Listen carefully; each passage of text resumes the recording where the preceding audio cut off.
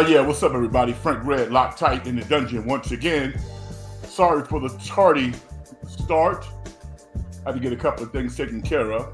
And I recognize that this is a holiday weekend. I'm not quite sure who I'll be talking to tonight, but if it's nobody, then maybe you'll check the show out at another time. If it's a few people, then it's all good. Let's have an intimate show. And as we get started and get into some of the topics that we want to talk about, then maybe some other folks will join the program. Really good sports weekend, but frustrating in a lot of ways because I'm a student of the game. And there was a lot of things that professional teams were doing that were wrong. Now, conversely, there were some things that some teams that were successful were doing right. And one of the things that I think that I bring to this medium is a pretty astute eye with regards to how the game of basketball should be played. A lot of the nuances that are happening before our eyes that you may or may not be aware of. Or I might put something out there, you might totally disagree with me, and that's fine too. But I'm the type of person that when I watch basketball, when I watch sports, I'm looking beyond the obvious. And if you go back to last week, if you are a consistent participant of this program, I was one of the few people, I guess, that said Dallas is going to win this series. This is not a good matchup for Minnesota. And just point blank, Dallas is better. And based off what Minnesota had done to the Denver Nuggets, who were not playing well, the Lakers theoretically could have beat Denver or taken them to 6 or 7 games.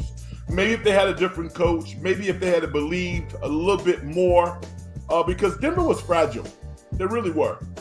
And Ant-Man and his teammates got to a point where they recognized that everything is in the bag here. We could win this series. And they started to believe, and they won that series. They could have cut the lights out at that point and said, you know what, we've had a great season.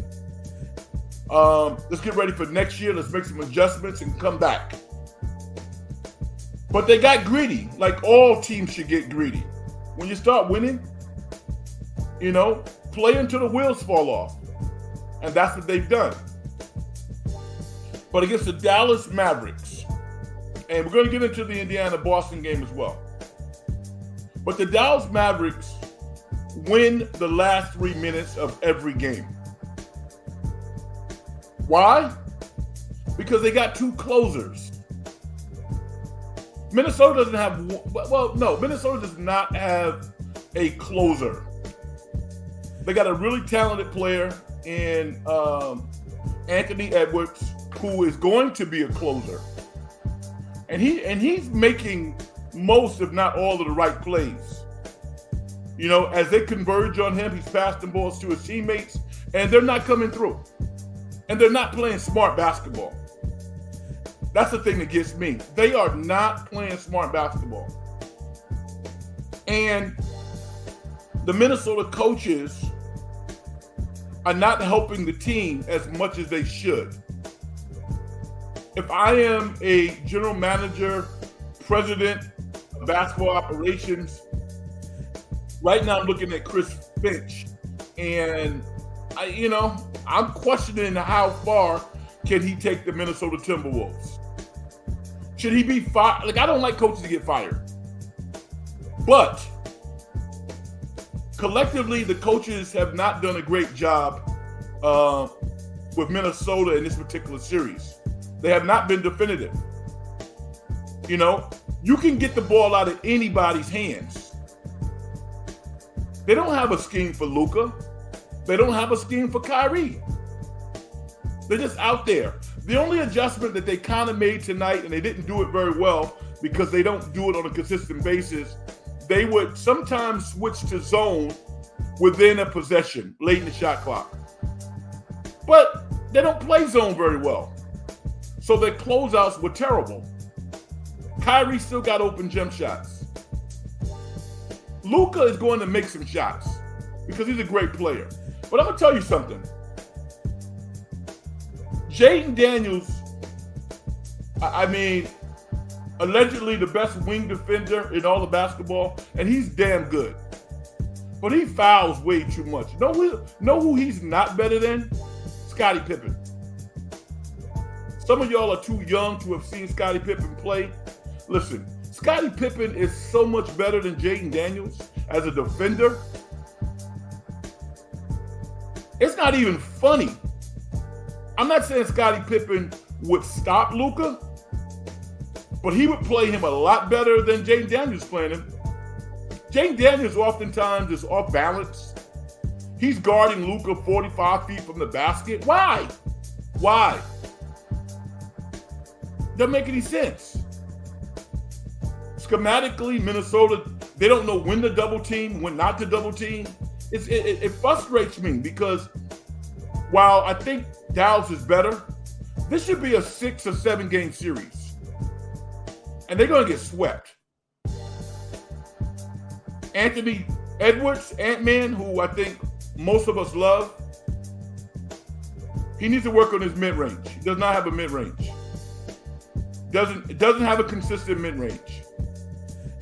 So I was one of the people who said, you know, at 22, he's probably as good as Jordan. I'll stand by that. Mike's first year, he didn't make the playoffs, first couple of years. But by 23, 24, Mike had grown by leaps and bounds. Michael Jordan's mid-range was crazy. Straight up and down. You couldn't guard him. You can guard Anthony Edwards, you know? And again, he's making the right plays, but his teammates are not making the shots. I'm just getting started because the biggest culprit on Minnesota to me is Cat Towns. I mean, you know, you got to trade Cat Towns. Cat Towns is a good player, not a star. He's a good player. He's a 3 or 4 time All-Star, but he does not believe in his coach. One of the most disheartening things is when a coach knows that he or she or they don't have the respect of their players. When they call something, when they ask you to do something and you are defiant, when the other 4 guys on the court are trying to do what the coach says and you're just going to do what you want to do, you got to go. You have to go. And because I'm going to tell you something right now, there's not going to be another coach, I don't think, who's going to go into Minnesota and all of a sudden the world's going to change. I don't believe that. Tell me who that coach is. They got a good, solid nucleus. They kind of believe in Finch. His offensive adjustments are just not there, man. I mean, they run a very poor offense. And he's made some coaching mistakes. Not to put Monte Morris on the court? Are you kidding me? Monte Morris can't even get in the game. I don't understand it. I don't get it. Michael Conley Jr., we all love the guy. Great pro, but he's equivalent to a really good backup at this point. He's not a starting point guard. He doesn't make any plays for his teammates.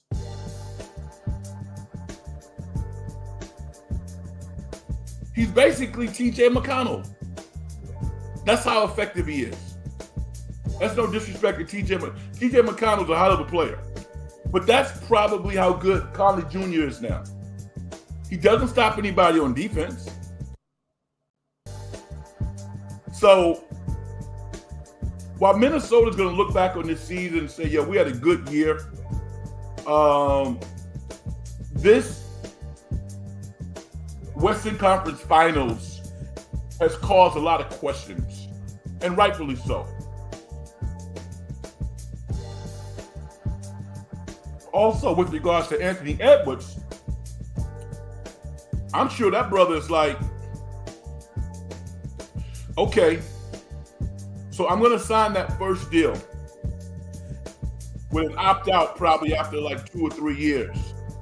You think I'm going to like spend 10 plus years in Minnesota like KG did, losing?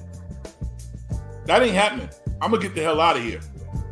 So they got a lot to talk about. They really do. I also want to say this.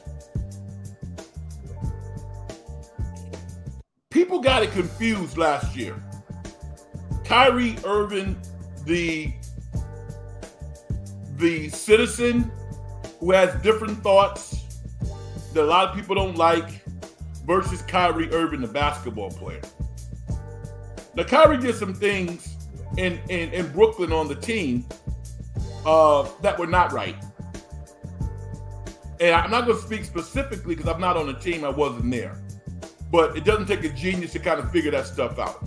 Harden wanted out. KD wanted out. And I think it stems from this, though. Brooklyn did not have a process for hiring a head coach. They did one of those backroom deals at a nice restaurant, and all of a sudden, Steve Nash showed up. I love Steve Nash. Who doesn't like Steve Nash? Steve Nash is a great guy. But these are NBA players. Kyrie Irving was already an NBA champion. And he did not, I don't believe, have the respect for Steve Nash as a first-time head coach. And Steve Nash never really had that team. Had he had a younger team in which he could galvanize those guys, then he probably would have been fine. But that was, I think, the impetus of Kyrie Irving's issues as a basketball player. The other stuff, I'm not real religious, okay? I'm very spiritual. I would ask you this question. What is the difference between what Kyrie Irving said, and he's kind of backed away, I don't want to revisit that, but just think about Kyrie Irving, all right, and the kicker from Kansas City. Most of us don't agree with the things that the kicker from Kansas City said. But there was kind of like, like a little blaze for a couple of days. And everybody was like, you know what? He's over here. That's not what I think. And they kept it moving. They're not going to fire that guy. He's one of the best kickers in the NFL. He's going to get fired when he can't kick anymore. I'm not saying what Kyrie said was right. I'm not saying that. I'm not going to even speak about it specifically because I don't know. I didn't follow it that closely. But there was some back and forth between Kyrie and the former reporter at ESPN who's no longer working out. With that said, I think Mark Cuban, Nico, longtime confidant of Jason Kidd, and Jason Kidd himself knew if they could get Kyrie to Dallas, they might have something. There was a lot of people who said that Kyrie was an organization killer, he wouldn't play, blah, blah, blah. And I don't hear you now. I don't hear you calling up sports talk shows saying, you know what, I was wrong. I was wrong about Kyrie. He needed to be in the right situation. LeBron James himself, at every turn, LeBron James has tried to get Kyrie back in the same uniform that he has.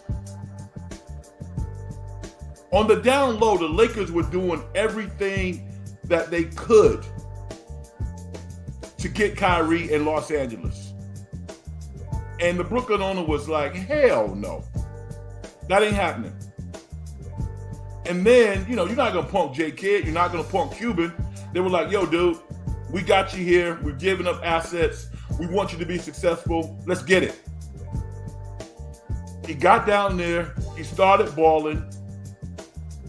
Apparently his family's great. He's maturing. 32 years old. He wants another max contract.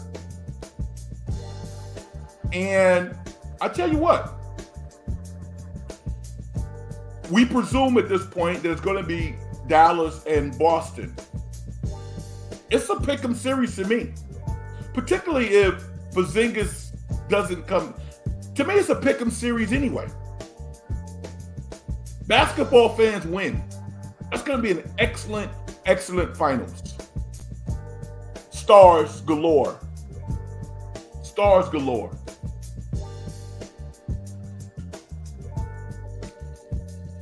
So we're going to talk about both games. But I wanted to start off with that. Two other things that kind of, that's in my craw. I'm going to talk about it. I'm going to introduce them now and then we'll reintroduce them at some point during the show.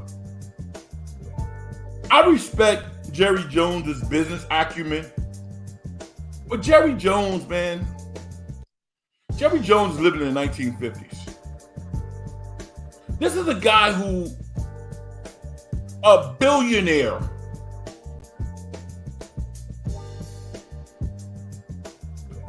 but he doesn't want to pay Dak Prescott. His mentality is, well, Dak, you only deserve the money if you win a Super Bowl. Really? Really? So do you give any money back, Mr. Jones, on a yearly basis?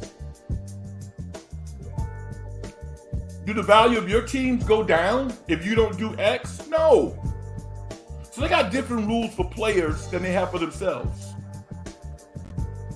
It's a team game. Everybody's telling the truth about Dak. Dak hasn't played his best football in the playoffs, but neither has his team. Neither has his team.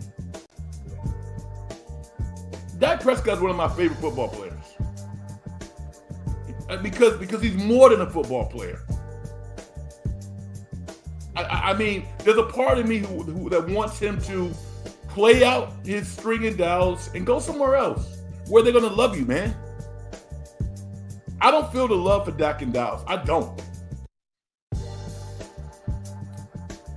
My last point before I start reaching out to the people who have joined the program. Sacramento, what are you doing? What are you doing, Sacramento? Babit Ranadive, the owner, Monty McNair, what are you doing? What are we talking? $2-3 million a year? You want to pay Mike Brown 6 or 7? He wants 10 or 11. I mean, Sack, you didn't go to the playoffs for 16 years. You think Mike Brown's job is easy? He went into Sacramento and established the culture there. Got guys believing.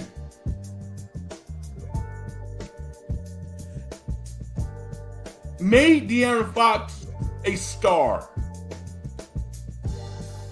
Domantas Sabonis has played his best basketball under Mike Brown. And now you want to basically try to punk him on a contract? Have you looked at the landscape of NBA coaches now? I don't blame Mike Brown. Mike Brown's been a coach for 20 years. You know, he's like, yo, I want a 3-year, $30 million extension. If you get funny, you want to fire me after 2, then go ahead. I don't ever have to coach again. He deserves that. Number one, he's a professional. So if you think a guy like that under the Warriors regime, under San Antonio, you think a guy with that level of pride is not going to give 100% effort just because he got a bag? Do you know how disheartening that is to treat him like that? And I'm not telling you Mike Brown's the best coach in the world. But I tell you what, he's in the 50th percentile. I think he's a top 15 coach, maybe top 10. I mean, Sack, that makes you look bad, man. Fans of the Sacramento Kings, you guys got to be slamming KCK saying, yo, what the hell is going on?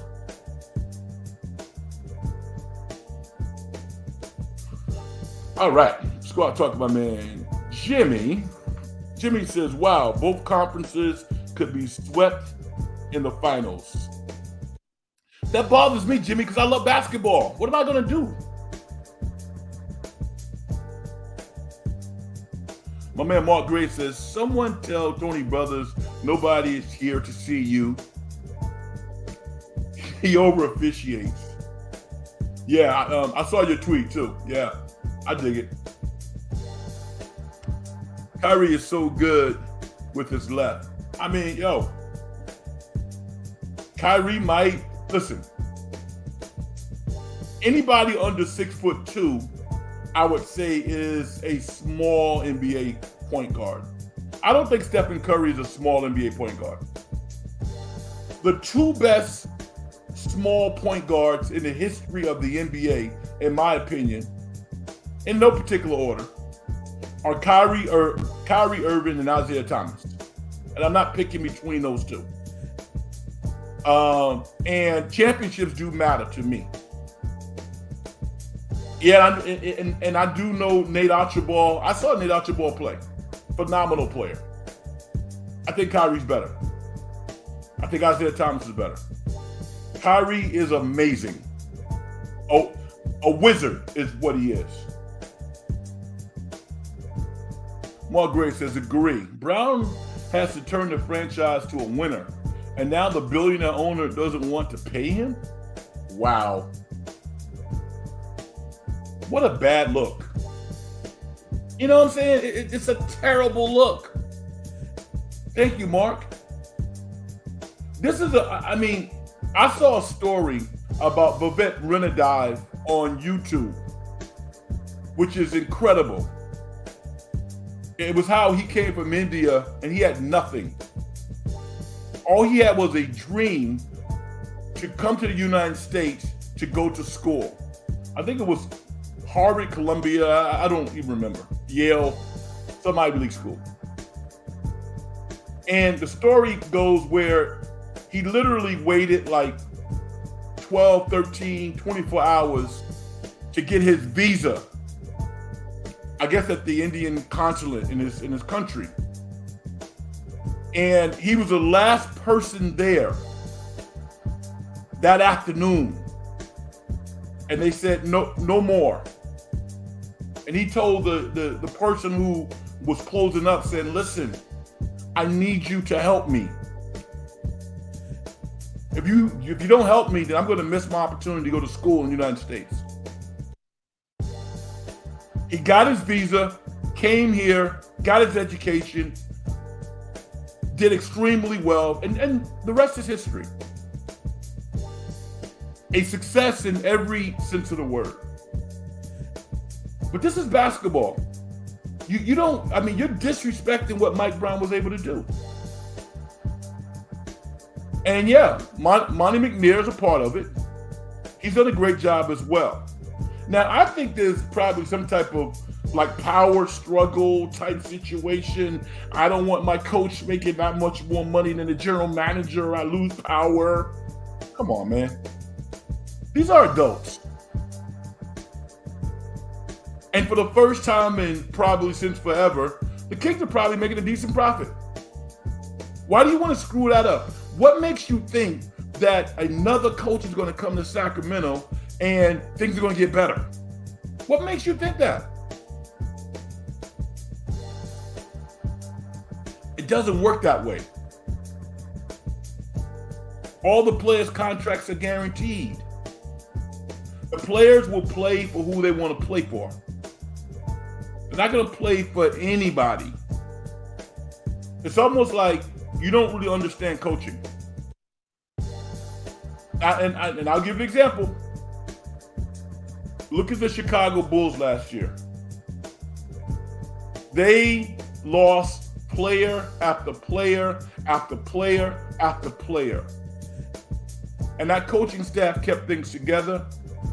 and they were competitive most games, and they won a lot of games. Damn near half their games. Why? Because the players were locked in. Do you think you can remove? Now, Mike Brown has a year left in his contract, but do you want Mike Brown to be a lame duck coach, Sacramento? And what are we talking? $5-6 million total?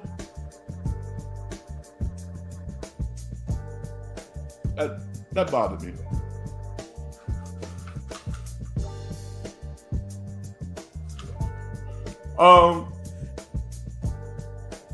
The Indiana Pacers and the Boston Celtics.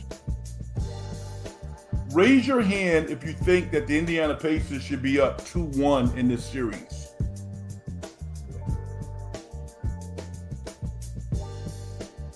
I mean, talk about having a different conversation. I mean, the same things that people would be saying, the same things that people said about Joe Mazzulla last year, they would be saying the same things about him this year. As talented as Boston is just like, you know, the most beautiful girl at the ball. I mean, when they're going well, they look really, really good. They're so talented.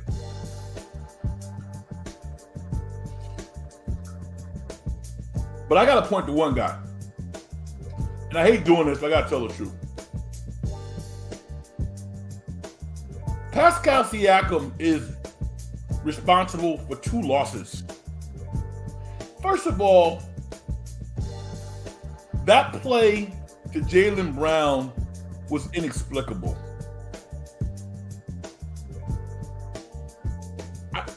I still don't understand it. If you say that you don't want to foul him, first of all, you only got to play one side, knock the ball out of bounds. Even if you foul him in that situation, he goes to the free throw line, you still get the ball back, you're up 3. But don't foul him. Once he catches the ball, you're 6'9". Wouldn't you put your hand up in the air? Pascal put his hand in his pocket. Will somebody explain that to me? Carlisle said, I take the blame. I should have called timeout and advanced the ball. So, you know, Jaylen Brown probably would not have stolen it in the first place. Yeah, but you didn't do that, and he stole the ball from Pascal. Players got to make plays. He's a good player. Pascal Siakam is a good player. But from the neck up, oh my God. Let's go to game 3. When everybody was like, you know what, Indiana's going to mail it in. They don't have Halliburton. They came out and played their asses off. I don't know what TJ McConnell's contract situation is, but I'd love to be his agent. Dude is literally the best backup point guard in the NBA. I mean, teams would rather Halliburton be on the court sometimes than TJ McConnell. The defining play of Game 3 for Boston, Drew Holiday goes and takes Siakam to the post, big boys him, and then he fouls him. Even if Drew Holiday makes the basket, the game is tied, you have the final shot. How could you let him get an and one? I don't understand that. In that situation, I don't understand it. So, and I look at Indiana. Can anybody look at Indiana right now and definitively say, oh, they're going to be much better next year? I can't say that. What are they going to be? The 4th or 5th seed next year? Andrew Nembhard's going to be there. I mean, you know, he is what he is. He's a solid player, very good player that they got in the second round in the draft. A steal. You know, they got Benedict Mathurin. You know, Shepard was a guy who I liked for the Warriors, and I'm happy to see that he's gotten on the floor. I think Ben Shepard's going to be solid. They're a good team, but I think where Indiana has some challenges, they're not the smartest team, particularly beyond the backcourt. They got smart guards, but their front court players collectively don't always make smart basketball plays. And that's the difference. There's going to be teams that are going to be better than them. This was their moment. And Boston's better, but Boston's proven that being the best team doesn't always matter, because they've lost series to teams that were not as good as they are. And they should be trailing 2 games to 1 at this point. They should have lost game 1, and they should have lost game 3.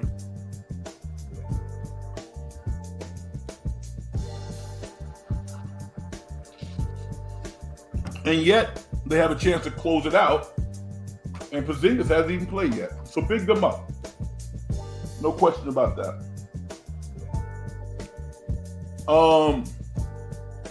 Can't say enough about Al Horford. I think Al Horford probably would have been in the would make the Hall of Fame as is. If he wins a championship or not, I think Al Horford, because of who he is going to be in the Hall of Fame. But if Boston wins a title, he's definitely in the Hall of Fame.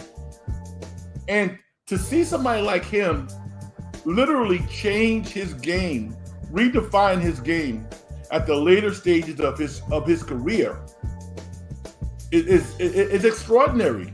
You generally don't see that. Dude knocked down 7 threes. 7. He is a legit weapon.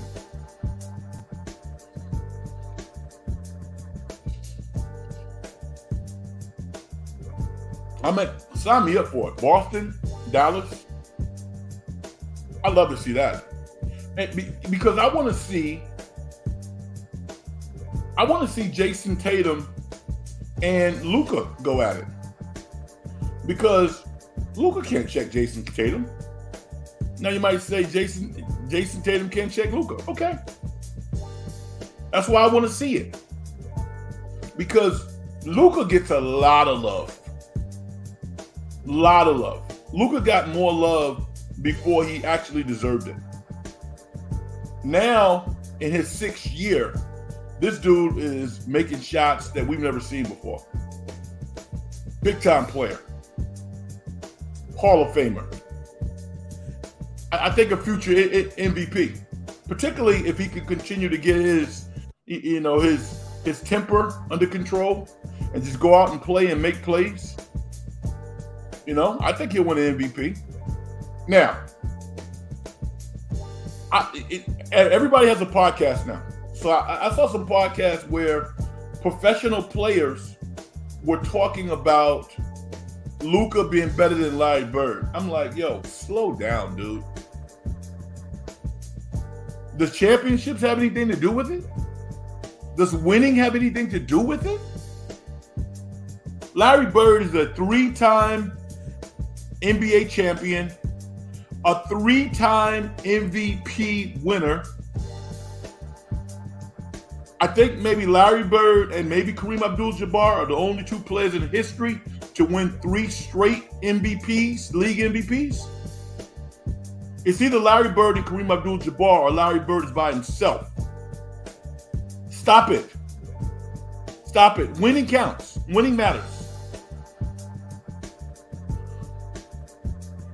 Glendocious. Cat should have had the shortest leash. Reed should have been taking the majority of his minutes.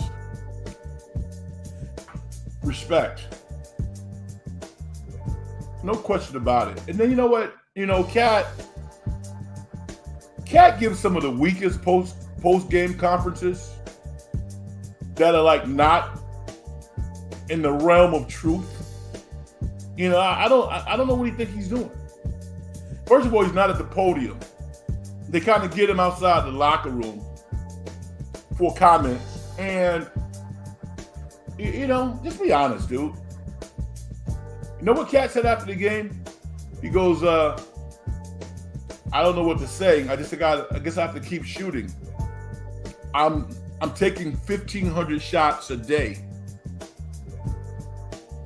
That's part of the problem. Why are you taking 1,500 shots? Mainly threes. Dude was 7'1". Talented. And Naz Reid, yeah, Cat, you won a All-Star Weekend 3-point shooting contest. Naz Reid's making more shots. Cat Towns and Naz Reid should be a lethal combination where Naz Reid is feeding Cat inside. And even Naz Reid is developing his basketball IQ before our eyes. He's not taking as many jump shots. He's framing up, putting the ball on the deck, and taking it to the basket. Why? Because that's what his coach is telling him to do. They're not a good shooting team. They're not a good shooting. They don't have one guy on their team that any of us would consider a sniper. Not one. Oh.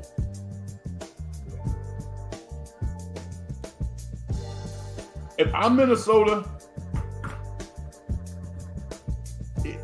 you know, Cat's going through a lot. I mean, and I always tell people, basketball is only important when you're playing it. When you're not playing basketball, it's not the most important thing. There are other things in life that are more important. I get it. You know? So I don't want to come across like that person. This young man has dealt with a lot in his life. But when you're playing basketball, it has to be the number one thing. And you got to listen to your coach. He's almost defiant on the court. I mean, if I miss, I would never be taking those type of shots anyway. I couldn't shoot like that. But if you miss 3-4 jump shots in a row and you have a decided advantage, wouldn't you go to the basket? That's what Kyrie does. As good a shooter as Kyrie is, Kyrie gets to the cup. Kyrie's like, yo, I'm going to get money. Right hand floaters, left hand floaters, mid-range, three-pointers. Trade Cat to the Knicks. Although he would have to change his whole mentality to play for Tom Thibodeau. Or Thibodeau wouldn't play him. You know, Thibodeau would sit him on the bench. Literally, halfway through the season, he'd be the 9th or 10th man on the team. Tom don't play that.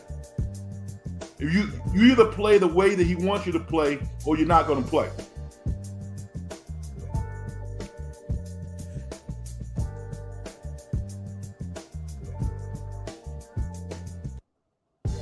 Do the Warriors want him? I mean, you know. It's funny because Draymond has not been as hard on Cat as he's been on Rudy. You guys notice that? There might be something brewing there. I don't know. You know, he's a good player, but he doesn't respect his coach. He does not respect his coach, which means he has to go.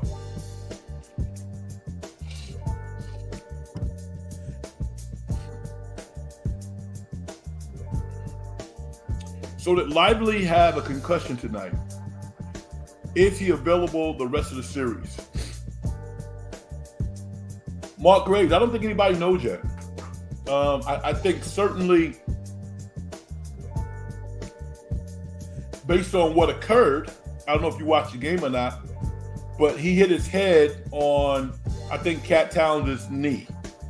It was inadvertent, but it was a solid hit. And you've seen people get concussions for brute hits to the head. So I'm going to say he's not going to play. I don't know that. But being up 3-0, the way that Gabbert has played, knowing that Powell is a veteran guy who plays the game the right way, I think they probably look at the Lively deal from a risk-reward perspective, and I don't think they want to put that young man in harm's way. So maybe I'm wrong, but I don't think he's going to play. I don't. Particularly with Dallas being up 3-0, I don't think he's going to play. But who knows? We'll see.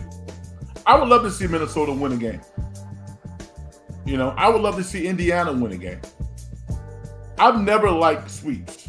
Never. And I think selfishly, I always want to see more basketball. But from a player's perspective, it's like you got swept. You got swept. I don't like that. So we'll see.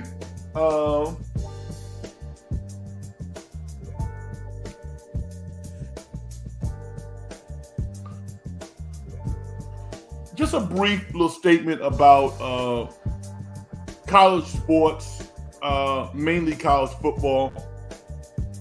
The jig is up. We've already known that college sports was a sham. And, just because you call someone an amateur, it doesn't mean that you're not making millions, if not billions of dollars. Finally, players will start to get paid. I think everybody should get paid. I think there should be minimum salaries in major college sports. Otherwise, you'll have the top 3, 4, 5% making all the money. And that's not a good system. I think everybody should get paid because everybody's contributing to the revenue pie. But just the fact that it's taken 40 years. Can you imagine that? Can you imagine going through divorce proceedings for 40 years? Delay for 40 years.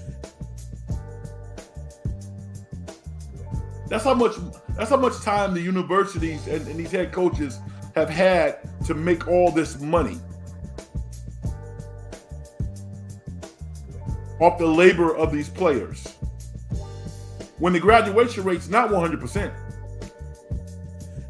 Surprisingly, graduation rate, I would say among athletes is probably around 70, maybe.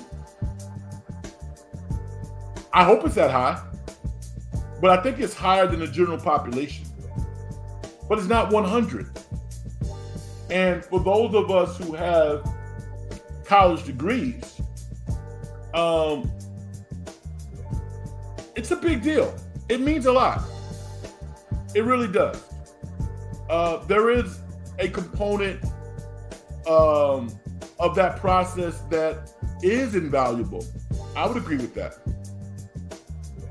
But when you're bringing in millions of dollars, and everybody is being compensated except you, with the exception of your college degree, and players are treated well, don't get me wrong. College athletes are treated very well. Although, if I'm a father or a mom and my son or daughter is at Cal or Stanford, do I want them traveling across country as much as they're going to be traveling? I don't. No, I don't. Especially now when you see how, we all most of us jump on planes. I don't know about everybody. But it's not always, you can't take anything for granted. It's not always a smooth process. I would love to be on a Stanford team traveling to Oregon State, as opposed to jumping on a plane and knowing I got to go to North Carolina. You know? Virginia, Florida State. So we're in a different era, but I'm glad that the compensation piece is starting to kind of clear itself up. And for coaches who are like, oh, Nick Saban's getting out of the game because he doesn't want to deal with the new college rules and players are getting, stop it. Stop it. Coaches are making $10+ million a year. Are you out of your mind? Any young coach who has not made a gazillion dollars, they ain't going nowhere. Money's still green. They're happy that they have an opportunity to make this kind of loot, doing something that they love to do. So I'm happy that the curtain's been pulled off. Finally, the legal system has caught up to reality, and we're going to see if it has any impact on the play. I doubt it.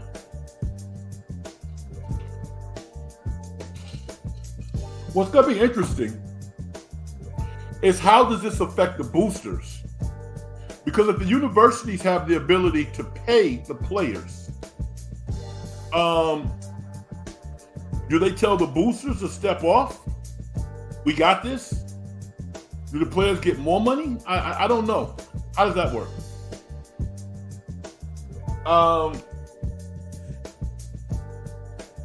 Another thing I want to talk about is this Caitlin Clark thing.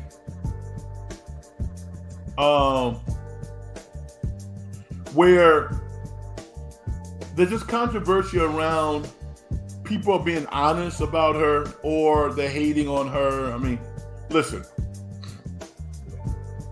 if you know anything about basketball, Caitlin Clark is doing just fine.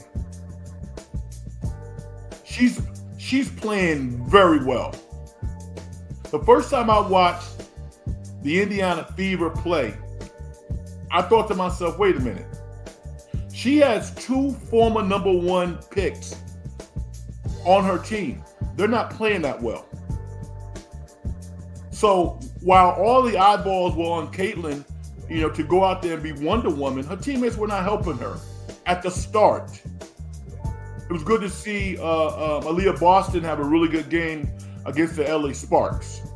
And that was a game that they won. Caitlin is playing good basketball. And anybody who is rooting against her,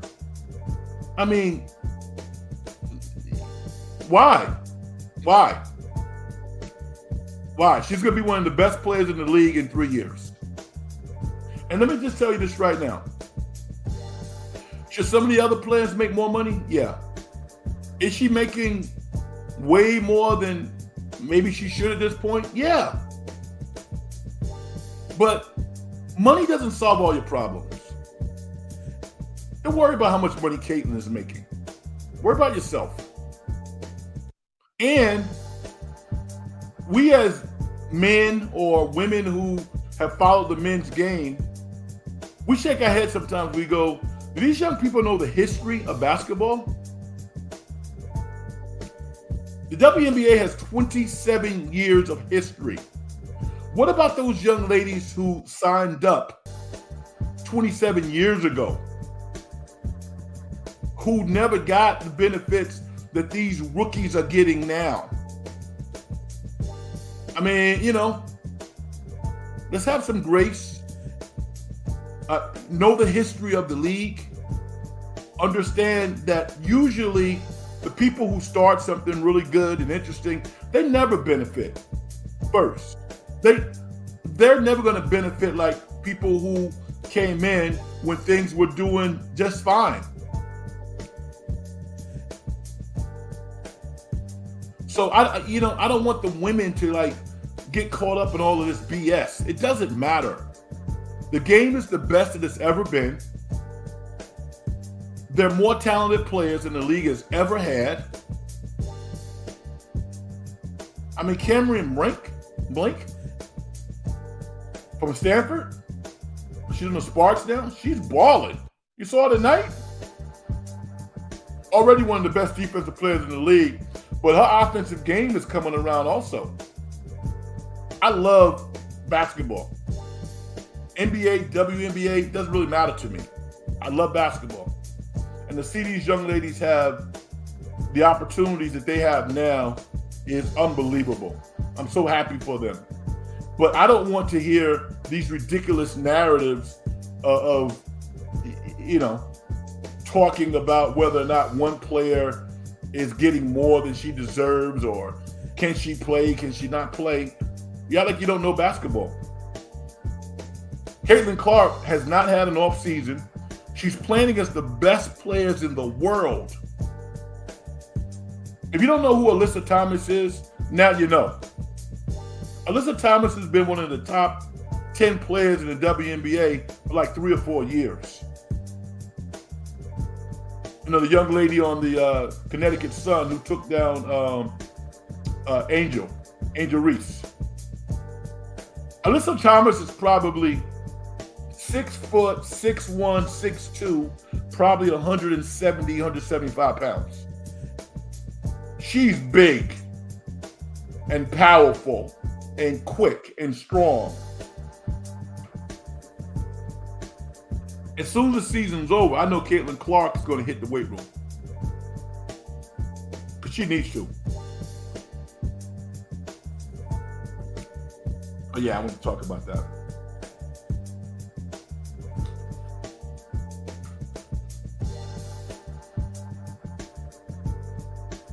I saw the new Mad Max joint this weekend, Furiosa, and decent movie. I mean, if you like those Mad Max type movies, you'll probably like this. A lot of action, generally not much of a plot, just a lot of action. One of the things about the Dune movies that was kind of interesting to me is they actually have a storyline, which is why I think those movies have been really, really successful. Those Dune movies have great storylines. The Furiosa, Mad Max, not much of a storyline. Interesting cars, interesting characters, a lot of action. But you should be into that genre, I think, before you run out and check that one out.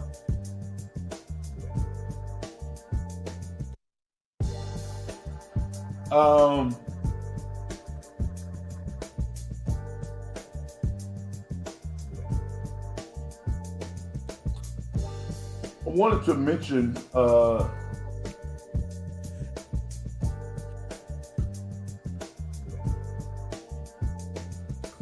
Grayson Murray died of suicide. A young man, 30 years old, a professional golfer on the PGA Tour. And apparently, according to his parents, he took his own life at the age of 30. Had dealt with numerous challenges in his life, had won twice on the PGA Tour. And I only mention it because number one, is sad whenever you lose life. And you are seemingly at a point where you don't want to be here anymore and you decide to make that decision. That's tough. But I bring it up because this is somebody who had won a couple of times on the PGA Tour. Probably wasn't hurting for cash. It's not about money. Sometimes people get caught up in how much money they have, how many houses they have, and it's not about that. You got to find your own happiness. You have to find your own happiness and make your own life. And first and foremost, you got to please yourself. Before you can think about trying to please anybody else, no, get right with yourself. That's what you got to do. And it's hard. It's not easy because there's so many expectations that are put on us. And I think at various times in your life, you might want to live up to those expectations. And I think as you get older, as you get wiser, hopefully you get to a point where you can really appreciate the little things. Just waking up every day. Being able to go for walks, without being in pain. I was watching a video of a show, one that Rasheed Wallace does with can't think of the guy that does it with. Bonzi Wells, former King, Bonzi Wells. And she, I don't know what she's doing now. I won't speculate. I don't know what his life is about. I have no idea. But the point that she made was, he was like, yo, our bodies right now are effed up. He goes, our bodies have been through some stuff. So all of these athletes that we cheer, we talk about, we build shows around, when you're really, really young, you really can't relate to what's happening to the physical bodies of these athletes, but they're going through it. Even when you do everything correctly, the wear and tear on your body is so much more intense than a regular person. And then if you live recklessly and you don't take care of your body and you do destructive things to it, it's going to be even worse. And my point is this. Some of these players might have amassed big, medium, small fortunes, but they might be walking with a cane by the time they're 50 years old.